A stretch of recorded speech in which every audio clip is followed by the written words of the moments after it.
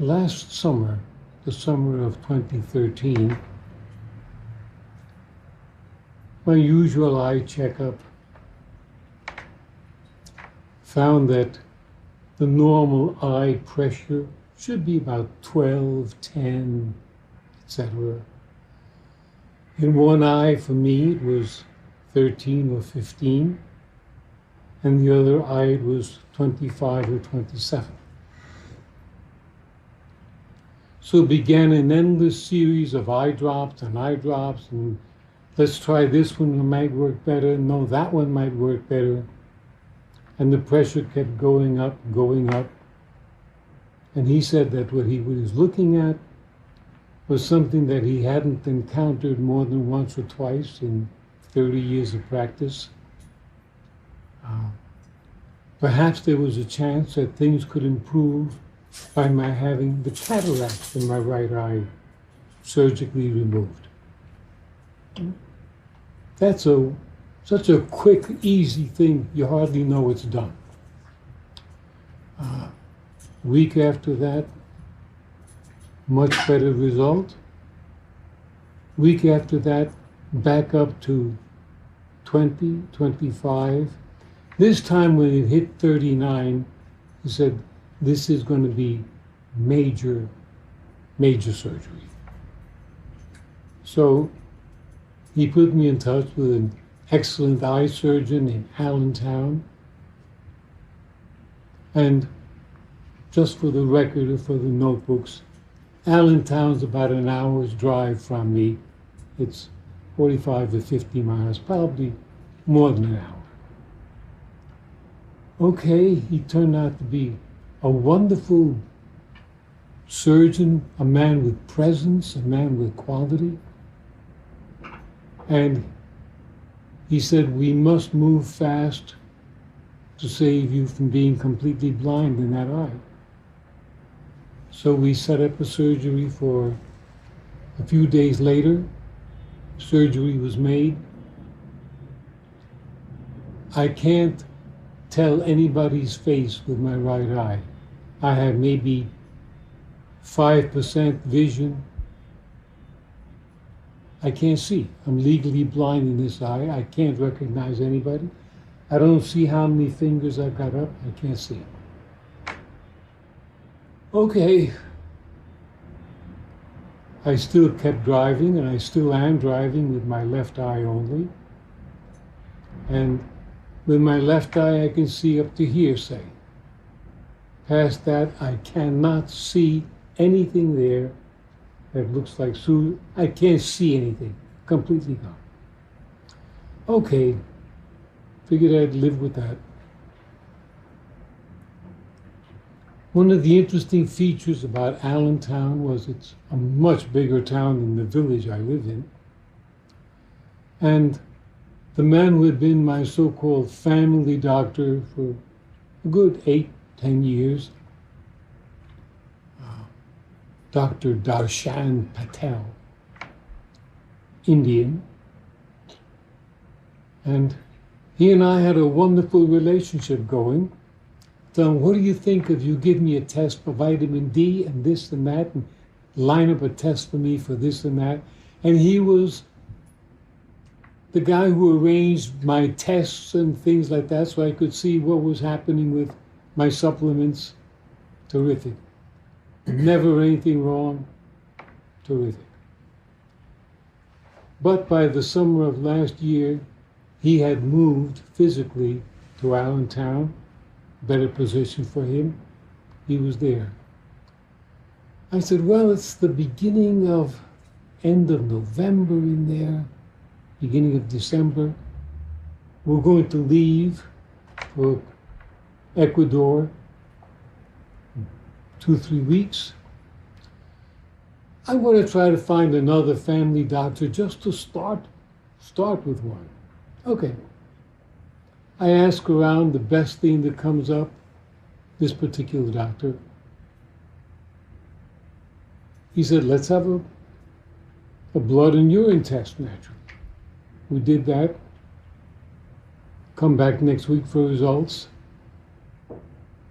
Said, I see a lot of white cells more than I should be seeing. I see a lot of red cells. I see a lot of action there. There seems to be major infection. He said, from all the markers that I see,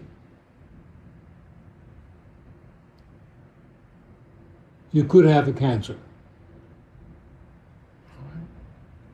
The only way to define whether you have a cancer or not, the only way is to enter the organ, cut into the growth, send the growth to a laboratory, and the laboratory is the only one who can tell if that growth is malignant.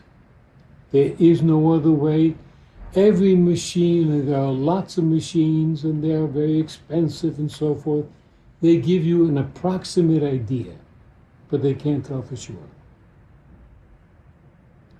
The way you do this is to insert a tube through the penis up into the bladder, and inside that tube, which, well, how small can it be, is a camera. And that camera takes all kinds of pictures of what's going on within you. Those pictures can be seen on the local television. They can be studied, etc., etc. Pictures came out. There's a malignant growth in my bladder. So the only way to tell the nature of the growth, where we really are with this, is to go inside and cut a piece of the tumor and send that piece to the laboratory, who will tell us exactly what's going on. Okay, it's an uncomfortable procedure, but it's done.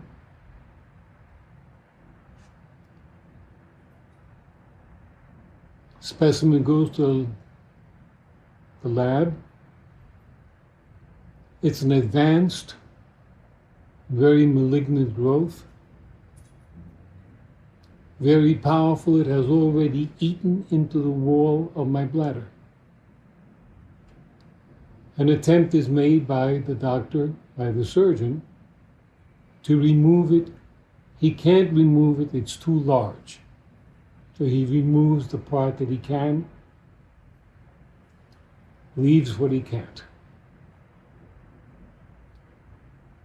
I'm advised to enter chemotherapy, the other radial, burn them, cut them, etc. And I know the survival rate for that is no more than 3% at this point. So I declined doing that. I'm told, well, if you don't do this, the results look, you're in bad trouble. I said, bad trouble? No, I'm not going to have the good cells eaten up by the chemicals that eat up the bad cells. So, no. He said, well, do whatever you want. I realized that I'm leaving for Ecuador in the latter part of December. Well, let me back up a moment here. When I get this diagnosis, and I had always said to myself, you know, in these nondescript, little, highly efficient offices where doctors work, there's a scale, there's this, there's that, maybe one picture of a garden on the wall, completely nondescript. This is where people sometimes get the bad news. I would like you to sit down, madam. So I sat down, they gave me the bad news. I felt absolutely nothing emotionally. Nothing. No. When is this now? What month or whatever? This is in December of 13.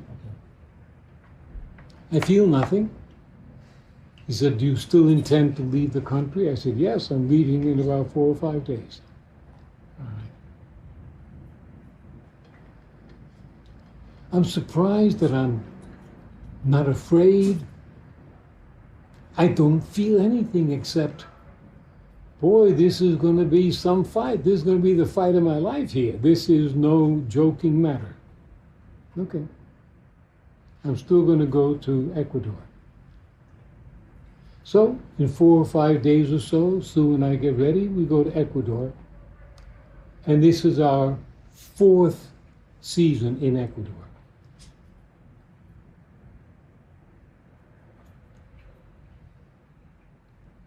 Oh, good, we're all back.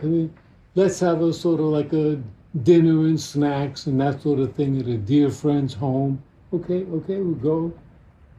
About 10 or 15 people.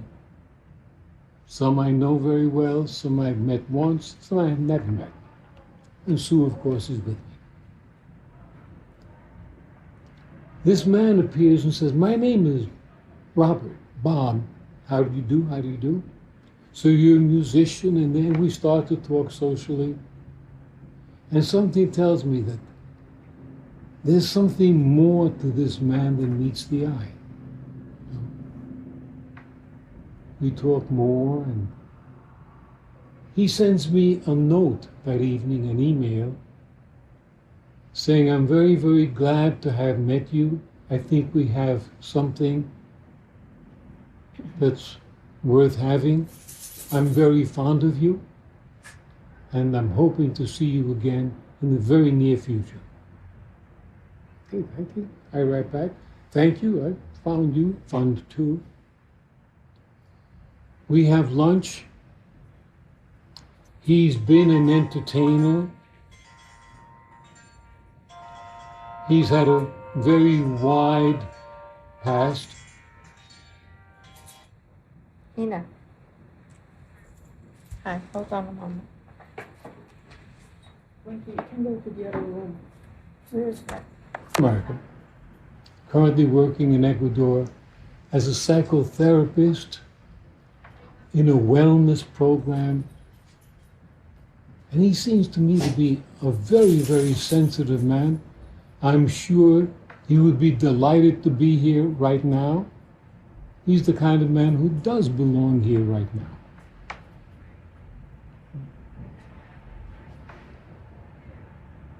So I tell him what my diagnosis was. He said, the program I work with, we're not doctors. We're working with the idea that through natural medication, through natural contemplation, meditation, by changing the way you live your life, you have a chance to surmount this illness. He says, I'm going to call the man who is in charge, and I want you to meet him. We'll both meet with him, and we'll see where that takes us. This is amazing. Wow. Here I am. I've got all the doors back in Pennsylvania are closed behind me. Well, if you don't take the chemotherapy and our system, this is the way we deal with cancer in the United States. Go do whatever you want. But so I've got no doors behind me. I meet this man who I see him, and I'm really, I look, wow. This man has a composure. This man has a way of speaking. I know that this man has worked on himself for a long time, and he's really, really top drawer. The protocol that he's working with goes along, and then take a moment to say first, the way the numbers are in the United States and in most of the developed world is at least 1 out of 3 men will get cancer.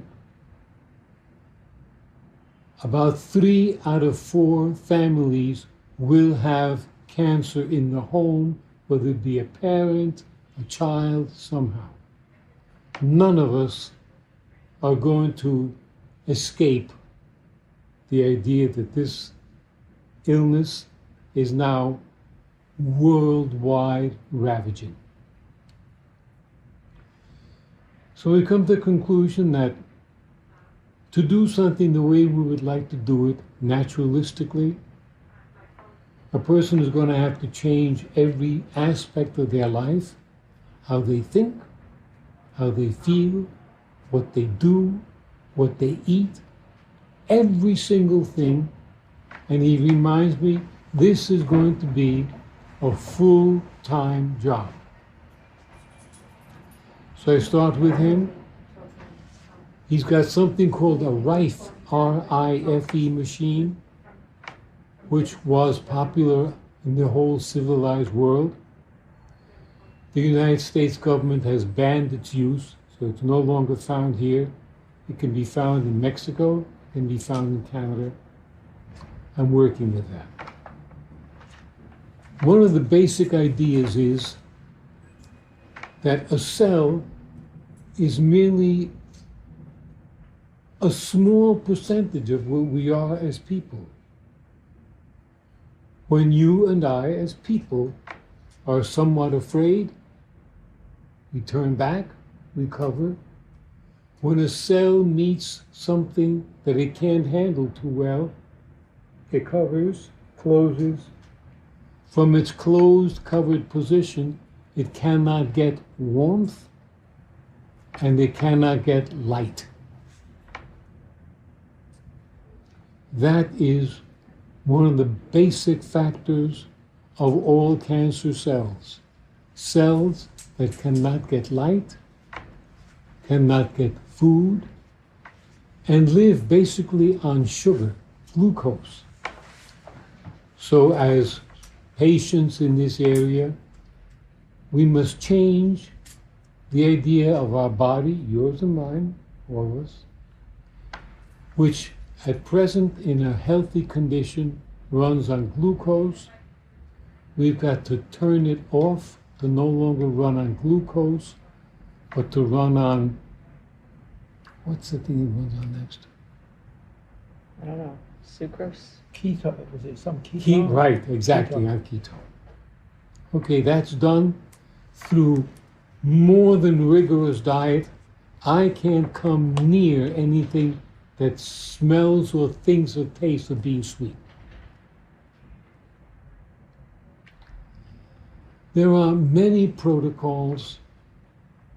One of the more popular ones is something called the Laetrile protocol, which are the seeds that are found inside apricots. This has a big play in other parts of the world, big play in Mexico. Here it's completely called junk. And we're talking about the educated people in the medical field. And they always point back to the fact that the actor Steve McQueen developed cancer, went to Mexico to a Laetrile clinic, and died there. He was a young man, he was 49 or 50 years old. So I enter this because a cancer cell is something that flees from warmth. It is always to be found in a part of your body that is dark, that is cold. I enter into something called heat therapy, still doing parts of it. There's also something called oxygen therapy, which is like, I say, a round tube about the height of this table. It is round, it begins here, just enough room for your body to sit in, lying down. And that you wear with a mask. The pressure inside that area is highly raised, and what you're breathing in is pure oxygen. First time that door closed behind me, which it closes with a snap, I am locked in here.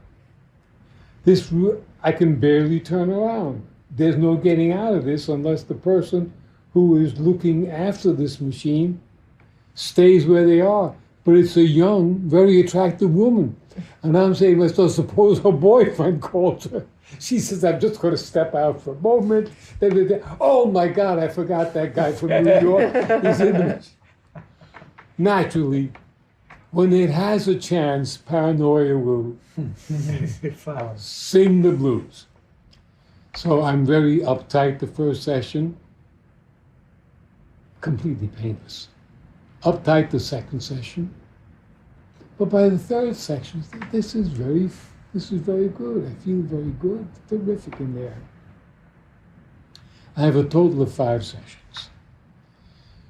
There are numerous electrical devices because the human being is a collection of impulses and electricities.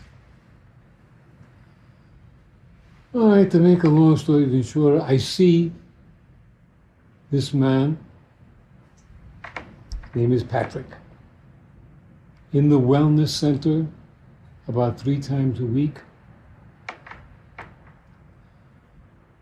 My diet is mostly 900% greens and vegetables.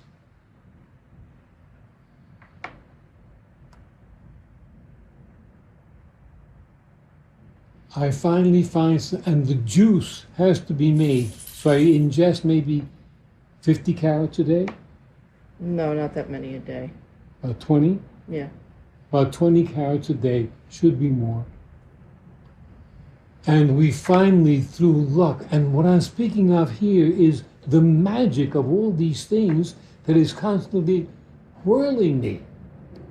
We get a machine to juice, to make juice out of carrots, not a blender to make a malted juice. An expensive but complicated machine. You have to cut peels up, put them in there. Good heavens. Powers that be above send me a young woman who needs a job, who Sue trains to work this machine. She goes out and buys the product at a natural food store, which is available to me. She brings the product home, makes the juice, cooks food, cleans up the apartment some 3 times a week for a staggering $4 an hour. And she's delighted to have this good job. I stay with that.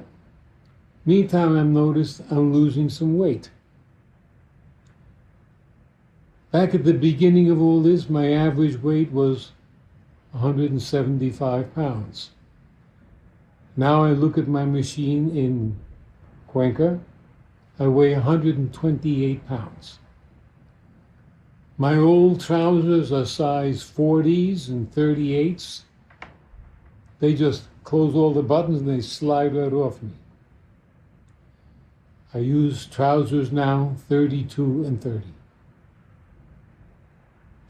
But I continue with my work, and I'm feeling that this is the happiest part of my life. This has been a wake-up call, like I always knew somehow I have to get to another level. I've been at this level for years. Have to get to another level. What I'm missing the most among everything I have in my life is that I wish I had an intimacy, more of a closeness with God. I want to believe I've never too much in my life been somebody who prays or believes in God. I start to get closer, I begin to have a sense of gratitude that I have found Robert, who took me to Patrick, who put me into this school. Some of the people in the group that I'm part with are all cancer patients. We are each committed to studying as much as we can about the illness, what it takes, where it goes. where some of the best machines are. The best machine for one part of it that's able to burn something with heat right on the spot with a thin razor, and it burns it away, is a machine. The only one that's around is in Germany.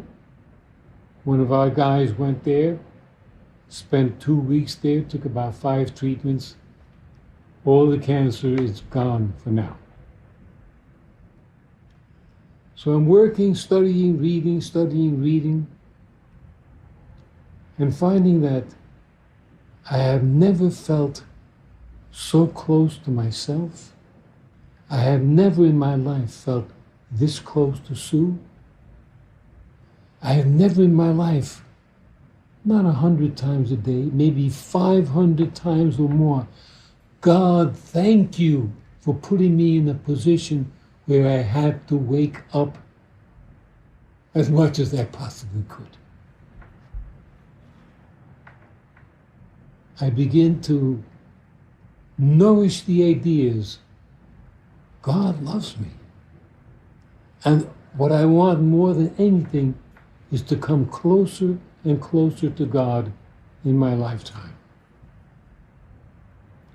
Am I getting better? I don't know. I think so, maybe. For years I've been teaching we don't know what tomorrow is going to bring. And everyone I've ever met said, of course, we don't have any idea about tomorrow. Of course, you're right. None of us know how long we're going to live. And as an idea, no one denies it and everyone accepts it. But when this is happening, it's not happening in the idea part. It's happening in the heart and emotional part. Anybody who's in this position is clear today.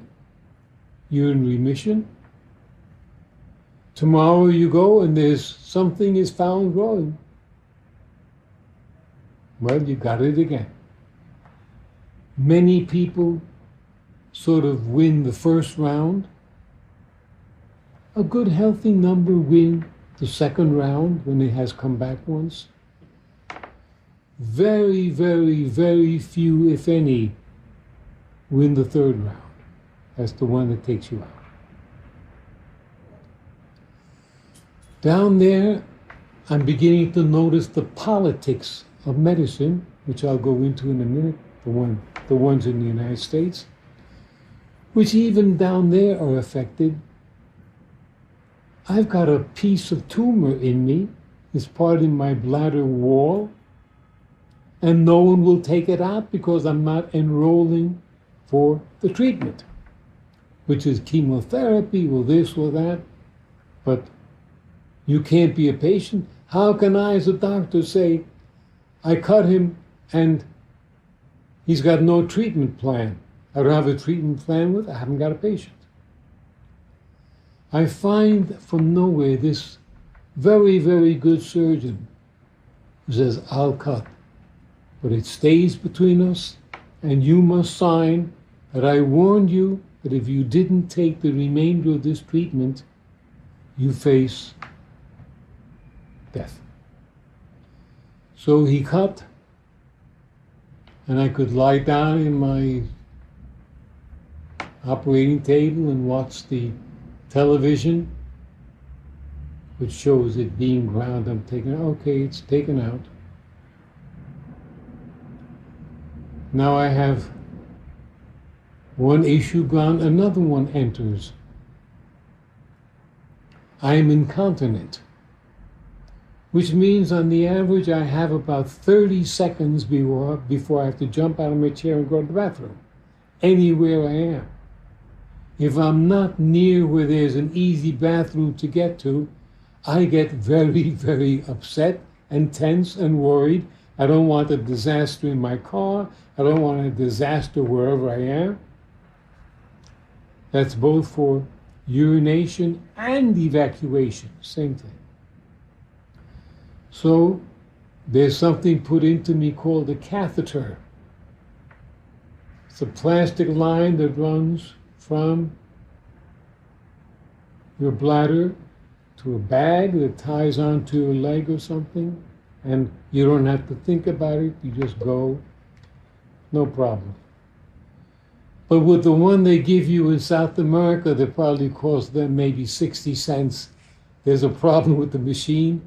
The little bag started not working properly within a day or two, and I had committed to keeping the bag on for a month. Usually it's a week, but he said in my condition a month. So putting all those pieces together, I'm still not afraid. I'm still not angry. I'm still saying God has decided that He's going to allow me to get closer and closer. Boom, suddenly how, not that lucky break, but we get this apartment in a brand new condo building. No one has ever lived in that apartment before. 3 bedrooms, 2 bathrooms, nice. And outside is a terrace that faces out into the street with a big wall there. This terrace is 70 feet long, 15 feet wide. And I decided I'm going to fill it with trees and plants and trees and trees, and the whole thing looks like a personal forest out there. That's where I can sit during the day, receive the sunshine, and work.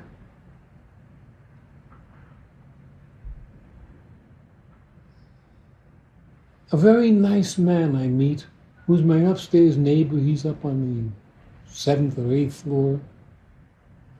German citizen, who started out as a German citizen. Engineer, lived in Canada, good success career-wise in Canada. His practice now consists of going to people where they're going to build an airport or this or that, and with a dowser, he's able to say, build here, don't build there. He's wonderful. He's a loving man. And I realize that I love this man. He loves me. I love Patrick. I love Robert. I'm meeting people.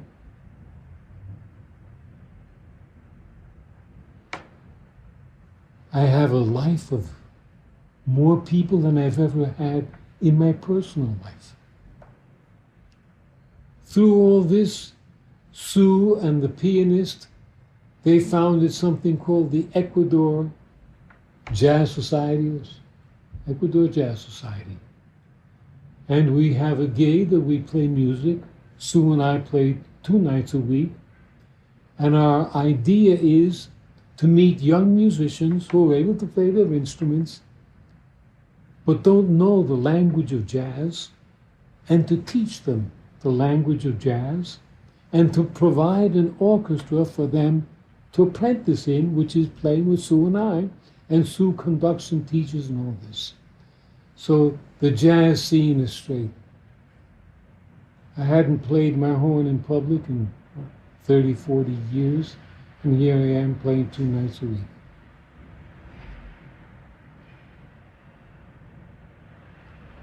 Okay, time to come back to the States.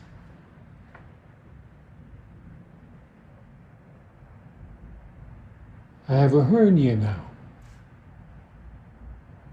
I don't know how I got it, but boom, and it's getting bigger and bigger and bigger. And I'm in the States.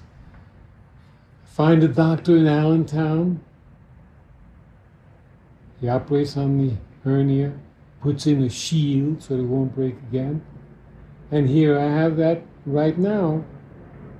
If I sing, I don't hit any high notes. And that's acceptable too. Now I'm looking for therapies that involve ozone therapy, therapies that involve heat, therapies that involve hypertherapy, which is heat and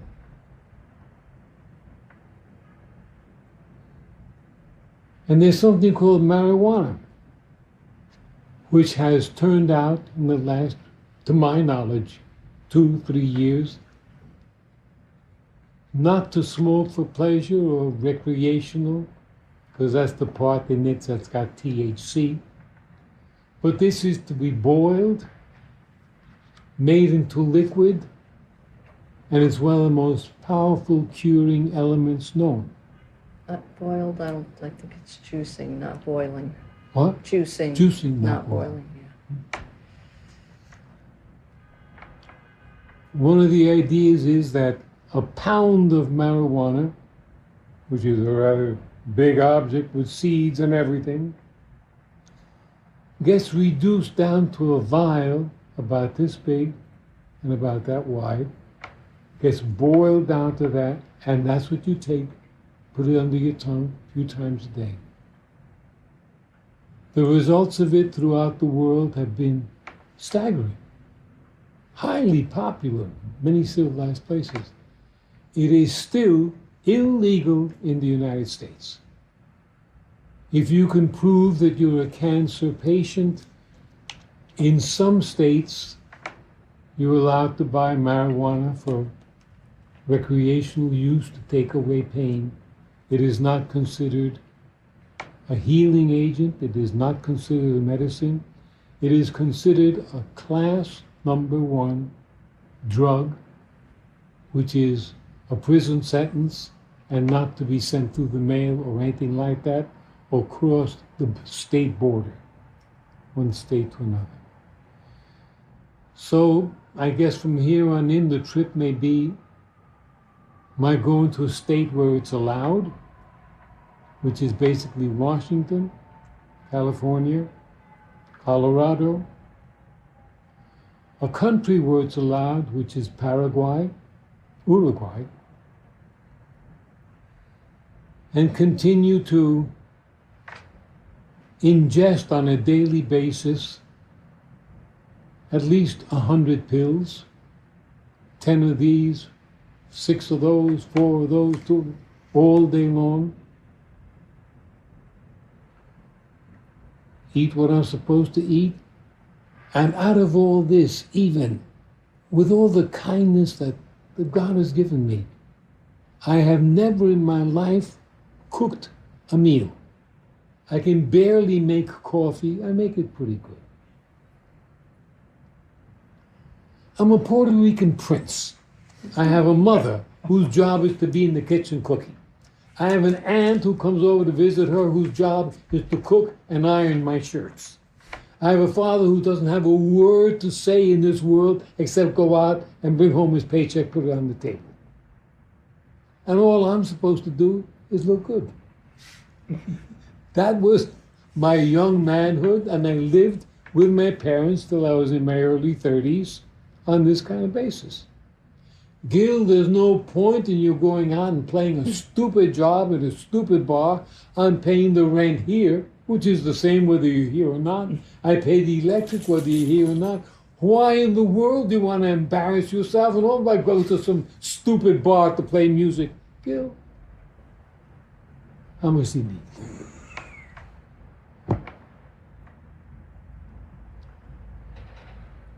Well, down there I found that I want to be able to cook some for myself. So there's something called green plantains. They look like huge bananas, not that big, not that fat. And I make them so deliciously. I love them. I love the way I make. They're great. I eat them every single day. And I learned to make quinoa. What else do I make? That's 2. I think there's about 4. You make yuca I make yuca, which is the same as the banana. in coconut oil. All in coconut oil, yeah. And I think that I'm about the happiest man I know. I give my thanks to the universe and to the work. 500 times a day. When I have my moments of darkness, and they do occur, and they are pretty dark. I pray for God to help me with a passion, and I believe that God helps me and is my companion and loves me, and I am not alone as long as I have faith that my Creator is with me. And I'm going to keep going. I don't know how it's going to turn out, but all I can do is keep faith in my Creator and live and keep trying and keep the work going. Because if it hadn't been for the work, I would have folded back in that doctor's office in December. Oh my God! But I didn't. This is the work, and that's what the work sent me, and this is what I need for my next episode. I need this quality of work. Decided that in whatever future there is, I will also want to work as a consultant, as a guide, as a support to other people who have what they call terminal illnesses, because I can understand them and they can understand me. I've got folders of information. I'm beginning to know an awful lot about cancer, which is maybe 1/1000th of what I have to know and what I have to learn. And this is what I am at this point, what I'm doing here, what I will continue to do here. And I found the ability to look at somebody and say, they're alive just like I am. They bleed, they hurt, they laugh, they want to live, they're afraid. That man walking down the street, he really is my brother. He's not just a thing that I don't know or have to know. So that's part of my work. Allowing myself to let go and love the people that I'm around. And what better atmosphere to practice in? In Ecuador, two men call it, te quiero, I love you. I love you between man and man is natural. That's the way we live down there. In the United States, you don't live that way exactly. So I found people that say, of course we love you. The guy upstairs loves me. Everybody I know down there really loves me, calls, visits, cares. And all I can do is keep struggling to live. Thank you for listening. Thank you. Thank you. You are my family. The people in this room are the people I love. You're an essential part of my life and have been for many, many years. You are my family. The men here are my sons. The women here are my daughters. Thank you.